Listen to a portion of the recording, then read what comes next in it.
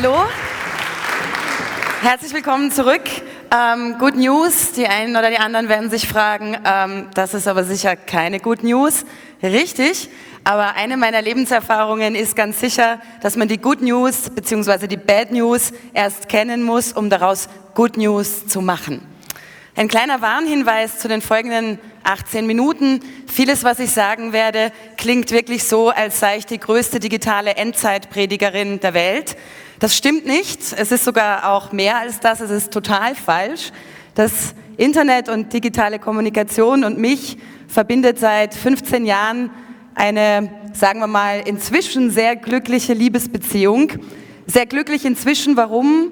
Weil ich in all den Jahren von Highspeed-Kommunikation endlich das richtige Maß an Distanz und Nähe gefunden habe, die man braucht, um auch im echten Leben mit seinem Partner glücklich zu sein. Das als kleines Intro vorweg.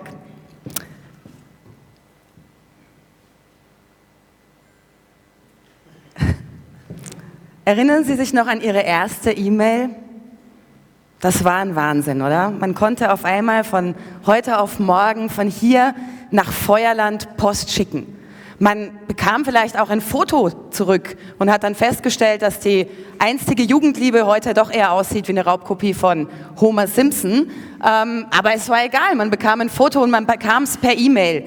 Diese E-Mail startete als die totale Wunderwaffe. Es war segensreich. Sie hat die Welt vernetzt. Sie hat uns Menschen einander näher gebracht. Sie hat geschafft, dass wir Zeit sparen können, dass wir produktiver werden und dass wir mehr Zeit haben zum Leben. Es begann alles ganz wunderbar und noch bevor wir Konsumenten die ersten E-Mails verschicken konnten, passierte etwas in meiner Heimatstadt.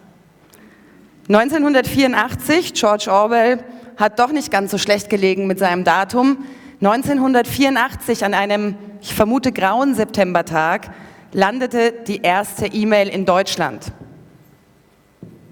Und sie landete in meiner Heimatstadt Karlsruhe. Sie können sich vorstellen, 1984 ist schon ein bisschen her. Ich war damals noch jung und analog. Hätte ich gewusst, was die E-Mail Jahrzehnte später mit uns Menschen teilweise bewirken wird, wenn wir sie falsch einsetzen, wäre ich an diesem Tag wahrscheinlich in Schokoladehungerstreik gegangen. So musste einige Zeit vergehen und was als segensreiche Innovation begann, sieht heute leider schon ganz anders aus. Schauen Sie mich an, auch ich sehe heute schon ganz anders aus. Zwischen dem linken und dem rechten Foto liegen knapp 30 Jahre, ich bin heute 38 Jahre alt, aber -4.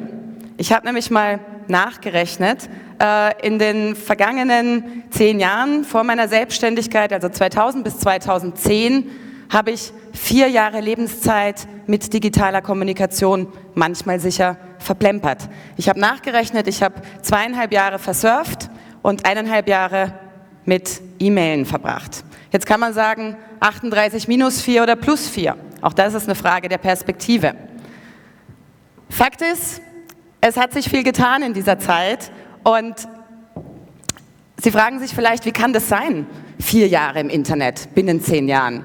Das lag an meinen Berufen. Ich war immer in Hardcore-Internetbranchen unterwegs. Highspeed-Kommunikation war ein Wettbewerbsvorteil, hat Umsatz gebracht, hat Arbeitsplätze geschaffen, hat Arbeitsplätze gesichert. Und damit Sie ein Gefühl kriegen, wie so ein ganz entspannter Arbeitstag in diesen 10 Tagen eigentlich aussah bei mir, möchte ich Ihnen ein kurzes Video zeigen.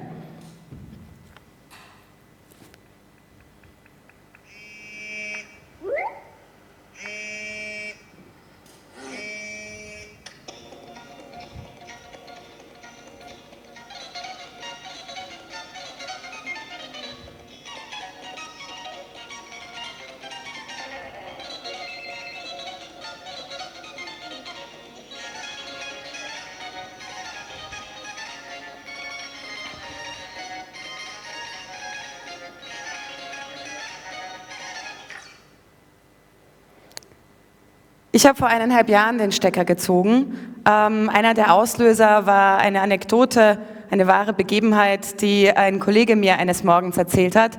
ein Satz, der Grund dafür war, dass ich Bilanz gezogen habe und wirklich mal hinterfragt habe, was ich eigentlich tue mit meinem Hirn, mit meinem Leben in diesem Hamsterrad der Highspeed-Kommunikation. Ich möchte Ihnen die Geschichte kurz erzählen. Der Kollege kam am Montag zu mir ins Büro und sagt, Anitra, du glaubst nicht, was mir am Wochenende passiert ist. Ich war mit meinem kleinen Sohn auf dem Spielplatz und ich konnte wieder nicht die Finger vom BlackBerry lassen. Man muss dazu sagen, der Kollege war hardcore BlackBerry-süchtig. Dem habe ich vor dem Urlaub das Dienst-BlackBerry in der Schublade in meinem Schreibtisch versteckt. Er hat mir geschworen, er nimmt es nicht mit. Wenn ich ins Büro zurückkam, war immer das BlackBerry weg, weil er konnte nicht ohne dieses Gerät sein. Und er war mit seinem kleinen Sohn auf dem Spielplatz. Kind schaukelt, er spielt mit seinem Sohn, indem er natürlich die ganze Zeit in der anderen Hand wieder mal Mails checkt. Und da kam eine Mail rein, die hat ihn irgendwie verärgert und er gibt dem kleinen Jungen einen Schubs und der war ein bisschen zu heftig und der kleine Junge fällt hin. Hat angefangen zu weinen und hat dann diesen Satz gesagt. Papa, dein Handy macht Aua. Über den Satz habe ich lange nachgedacht und habe gedacht, es wird Zeit jetzt auch mal für mich nach so viel Highspeed-Jahren Bilanz zu ziehen und da muss man fiesen Fakten ins Auge sehen. 10 Stück davon. Die erste Tatsache ist, wir beachten unsere Smartphones heutzutage mehr als unsere Kinder. Wir widmen digitaler Kommunikation mehr Aufmerksamkeit als dem, was unseren Körper zusammenhält, nämlich als unsere Atmung. Wir investieren mehr Zeit in E-Mails als in das, wofür wir eigentlich bezahlt werden, nämlich ins Denken. Wir sind dauerabgelenkt, sind stolz auf diesen Kontrollverlust und nennen ihn Karriere. Sehr paradox, wir wissen, unser Hirn ist kein Muskel. Deswegen trainieren wir ihn trotzdem mit permanentem Multitasking und halten das auch noch für gesund. Dabei sagt die Wissenschaft was ganz anderes. Multitasking ist ungesund. Die Ablenkung durch E-Mail macht dumm. Studie mit 2 Probandengruppen. Eine Probandengruppe war bekifft, die andere Probandengruppe wurde beim Lösen von Tests durch E-Mails abgelenkt. Raten Sie mal, welche Probandengruppe die Aufgaben schneller und besser erledigt hat. Ablenkung führt zu Attention Deficit Trait. Diesen Begriff hat der Harvard-Arzt Edward Hallowell geprägt. Attention Deficit Trait heißt, dass unser Gehirn wird süchtig nach Ablenkung. Studie besagt, im Schnitt wird ein IT-Manager alle 11 Minuten abgelenkt von seiner Arbeit. Ablenker Nummer 1, E-Mail. Ablenker Nummer 2, Kollege kommt rein, kannst du mal kurz. Ablenker Nummer 3, Handy. Das Problem ist, unser Hirn ist auf diese Reize konditioniert. Das heißt, Reiz kommt, Dopaminausschüttung im Hirn, Glücksbotenstoffe.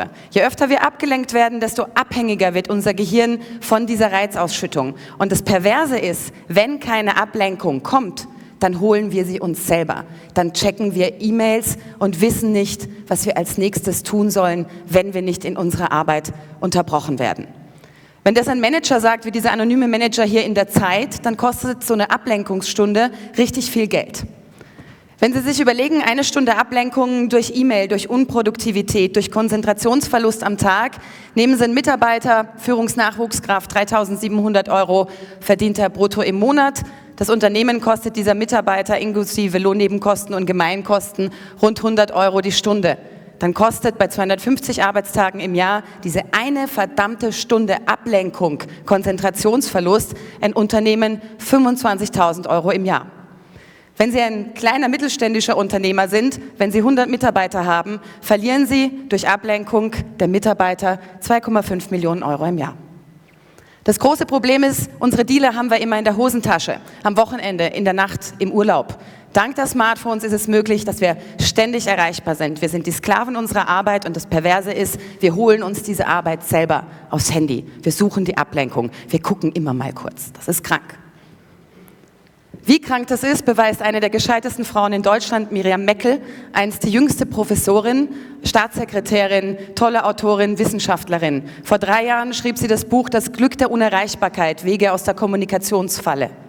Letztes Jahr ist dieses Werk von ihr erschienen, Brief an mein Leben, Tagebuch eines Burnouts. Beide Bücher sind Bestseller geworden und man sieht, selbst eine so reflektierte Frau, die wirklich wissen hätte müssen, wie sie ihren Burnout verhindert, die hat es nicht geschafft. Die wichtigste Frage ist, erledigen Sie Ihre E-Mails oder erledigen Ihre E-Mails Sie? 10 Tipps, dass Sie die Macht über Ihre Kommunikation zurückgewinnen. Der erste Tipp, der muss in Form einer Bewusstseinsänderung in Ihrem Kopf stattfinden. E-Mails sind keine Ego-Booster.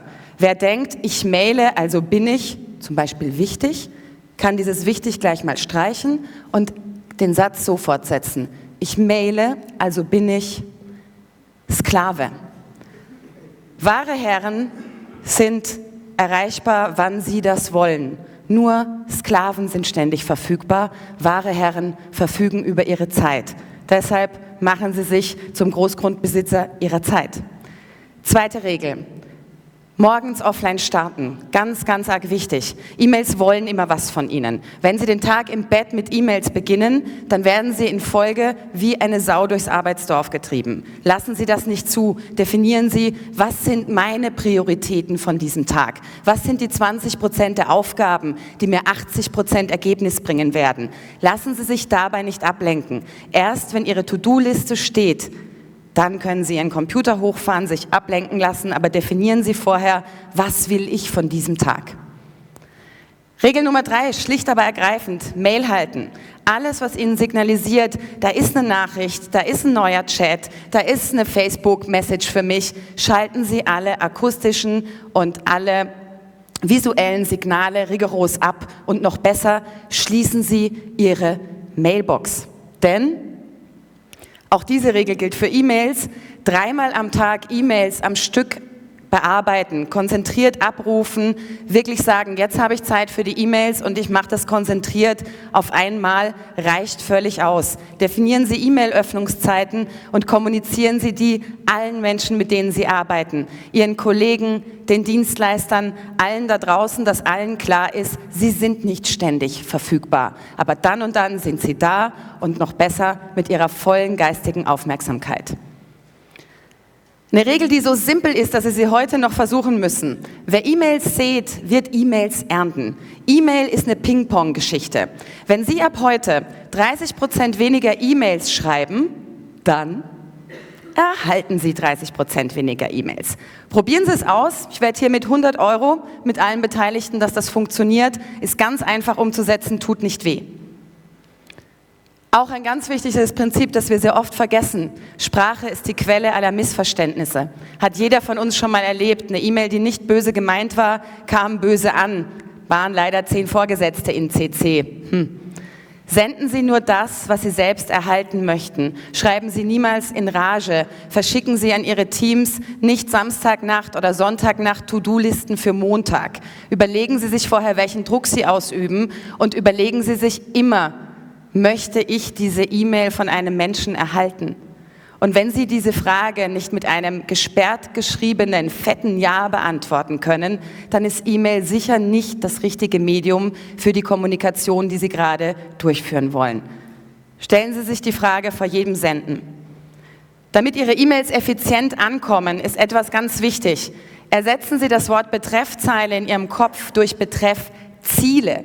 Denn diese Betreffziele sind der Türöffner für Ihre E-Mails. Da muss nicht drinstehen, forwarded, reference, forwarded, XY lustig. Da sollte drinstehen, was will diese E-Mail vom Empfänger? Warum bekommt er sie? Welche Handlung soll darauf erfolgen? Texten Sie eine gute Betreffzeile, indem Sie die Betreffziele reinschreiben. Und wenn Sie eine E-Mail weiterleiten, Achtung, dann ändert sich auch wieder der Kommunikationsanlass. Das heißt, bitte adaptieren Sie die Betreffziele dementsprechend. Wenn Sie Ihre E-Mails texten, können Sie nichts falsch machen, wenn Sie für den dümmst anzunehmenden Leser texten. Texten wie Kai Diekmann sozusagen. Alte journalistische Grundweisheit. Schnell zum Anfang, flott zum Schluss und dazwischen alle W-Fragen beantworten. Wer, wie, was, wann, wo, warum. Bullet Points als Anker fürs Auge, fertig. E-Mail ist kein Ersatz für Gruppendiskussionen oder Romane. Bevor Sie die nächste E-Mail heute absenden, bitte auch nicht vom BlackBerry oder vom iPhone. Diese E-Mails sind meistens intellektuell von nicht herausragender Qualität. Schalten Sie Ihr Mail-Shit-Radar an. Fragen Sie sich vor dem Senden, ist E-Mail in diesem Fall wirklich die beste Kommunikationsform? Kann ich das nicht durch ein Telefonat menschlicher, persönlicher und schneller erledigen? Kann ich nicht wirklich durch ein persönliches Gespräch eine Emotion besser und menschlicher rüberbringen als über diese E-Mail? Und wenn der Mensch in Feuerland sitzt, dann machen Sie von mir aus eine Videokonferenz, aber schauen Sie Ihrem Gegenüber dabei in die Augen. Checken Sie nochmal. Stehen in meiner Betreffzeile wirklich die Betreffziele? Ist die Mail kurz, knapp und klar und sagt dem Empfänger, was er damit tun soll? Und wenn Sie dann noch sagen, die E-Mail würde ich einfach auch gerne selber erhalten, drücken Sie von mir aus auf Senden, aber nur 30% weniger als bisher. Und die letzte Regel: Jede ungesendete E-Mail ist eine gute E-Mail. Denken Sie daran, wenn Sie sich von E-Mails überfordert fühlen, Ihre Mitmenschen tun es auch. Wenn Sie weniger senden, tun Sie der ganzen Menschheit einen Gefallen. Diese 10 Regeln klingen alle so einfach, dass ich mich selbst intellektuell von ihnen beleidigt fühle. Der Punkt ist, je mehr Attention Deficit Trait schon in Ihnen steckt, desto schwieriger wird es sein, diese 10 Regeln umzusetzen. Deswegen ist meine Empfehlung, starten Sie mit der Regel morgens offline anfangen und Ihren Tag planen und schicken Sie 30% weniger E-Mails, öffnen 3-mal am Tag Postfach zwischendrin schließen. Und erst wenn Sie mit diesen 3 Regeln eine Woche ohne Entzugserscheinungen gut rum sind, dann schauen Sie sich die anderen Regeln an. Nehmen Sie sich diesen Satz zu Herzen. Und wenn Sie Angst haben, im Offline-Modus den Weltuntergang zu verpassen, kann ich Ihnen sagen, wenn die Welt untergeht, werden Sie es auch ohne E-Mail erfahren. Das Einzige, was Sie verpassen können, wenn Sie nicht ständig online sind und manisch an der digitalen Kommunikation hängen, ist: